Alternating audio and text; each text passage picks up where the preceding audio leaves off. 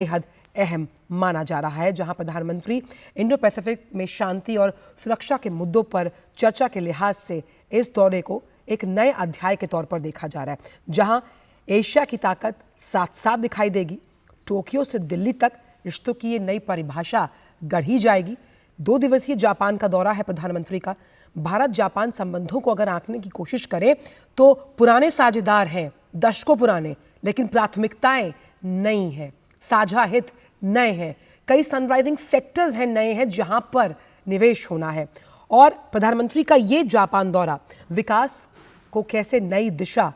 और नए आयाम देगा, ये देखना होगा। साथ ही साथ विश्वास और विकास की इस कहानी को किन क्षेत्रों से होकर भारत और जापान एक नया अध्याय लिखेंगे, ये भी देखना होगा। प्रधानमंत्री का जापान दौरा रणनीति और सहयोग का एक नया चैप्टर शुरू करेगा इन दोनों देशों के रिश्तों को लेकर, जहां पर सॉफ्ट पावर को भी हम देख पा रहे हैं, क्योंकि पीपल टू पीपल कांटेक्ट और जो संस्कृति है दोनों देशों की, उसमें सद्भाव, आत्मीयता और आध्यात्म, ये सब दशकों पुराना है। साथ ही टोक्यो की इस यात्रा से एशियाई साझेदारी का एक नया स्वरूप हम वैश्विक पटल पर देख पाएंगे। उस वैश्विक पटल पर जिसमें प्रधानमंत्री कई अलग अलग मंचों से कह चुके हैं कि 21वीं सदी एशियाई युग है और ऐसे में लुक ईस्ट के लिहाज से तमाम देशों को मिलकर साथ आना है। दोनों देशों की दोस्ती की नई उड़ान है और टोक्यो में भारत की ये नई ताकत हम देखेंगे, जहां विशेष तौर पर रणनीतिक और वैश्विक साझेदारी पर समीक्षा की जाएगी। दोनों देशों ने अपने सहयोग को और अधिक गहरा करने के लिए और साथ ही साथ जो उभरते हुए क्षेत्र हैं उसमें कैसे बिजनेस टू बिजनेस और पीपल टू पीपल कांटेक्ट के जरिए इन्हें मजबूत करने के लिहाज से साझा हितों को और राष्ट्रीय हितों को सर्वोपरि मानकर दोनों देश कई आयामों पर चर्चा करने वाले हैं। और साफ तौर पर हमें यह भी समझना होगा कि भारत जापान विशेष रणनीतिक और वैश्विक साझेदारी के अपने 10वें वर्ष में है। उस लिहाज से ये दौरा बेहद अहम माना जा रहा है। हम जानते हैं कि कई ऐसे क्षेत्र हैं जिसमें भारत और जापान की साझेदारी अपने आप में बहुत मजबूत है और इसे अब एक नए विस्तारीकरण और एक नए आयाम के साथ अलग चरणबद्ध तरीके से आगे ले जाने की ज़रूरत है, जिसमें हम बात कर रहे हैं आर्टिफिशियल इंटेलिजेंस, हम बात कर रहे हैं सेमीकंडक्टर, हम बात कर रहे हैं डिफेंस, हम यहाँ बात करें गेमिंग एंड टेक्नोलॉजी, क्योंकि और ऑटोमोबाइल्स, ऐसे ये तमाम वो सनराइजिंग सेक्टर्स हैं जिनके सकारात्मक सूचक के लिहाज से हम आर्थिक व्यवस्था को और मजबूत सुदृढ़ बनाने की बात करते हैं। तो प्रधानमंत्री का ये जो दौरा है ये कुछ इसी तरह के अध्याय लिखता हुआ नजर आएगा।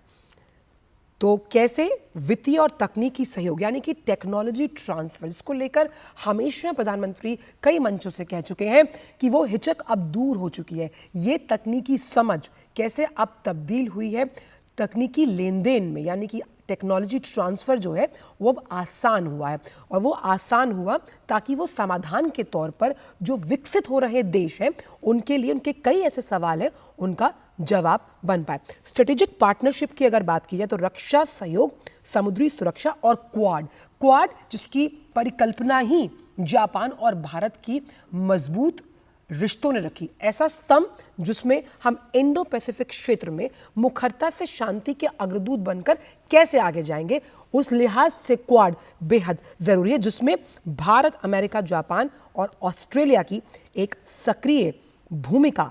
हम आने वाले सालों में देखेंगे। इंडस्ट्रियल सहयोग की अगर हम बात करते हैं, कैसे बुलेट ट्रेन की तकनीक, शहरी विकास मॉडल का अध्ययन, क्या कुछ भारत सीख सकता है, क्या कुछ ले सकता है जापान भारत से, क्योंकि जब हम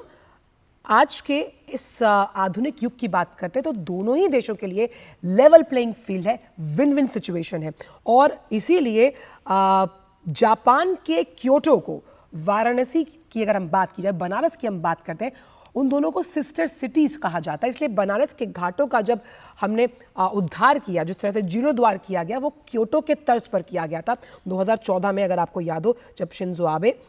की जो दोस्ती है प्रधानमंत्री के साथ, जिसमें लगातार दोनों ही नेताओं की ऊष्मता ने दोनों देशों के रिश्तों को बहुत प्रगाढ़ता से आगे लेकर प्रधानमंत्री गए। ऐसे में क्योटो वाराणसी कनेक्शन मैंने आपको बताया, वहीं स्मार्ट सिटी और सांस्कृतिक आदान प्रदान पर लगातार दोनों देश काम कर रहे हैं। और 2017 बहुत ऐतिहासिक क्षण रहा था दोनों देशों के लिए। क्यों? क्योंकि शिंजो आबे के साथ मिलकर Ahmedabad Mumbai bullet train project का शिलान्यास किया गया। वो बुलेट ट्रेन जो सपना है, और वो बुलेट ट्रेन को कैसे दोनों देशों की उस आर्थिक और समसामयिक प्रगति को हम उस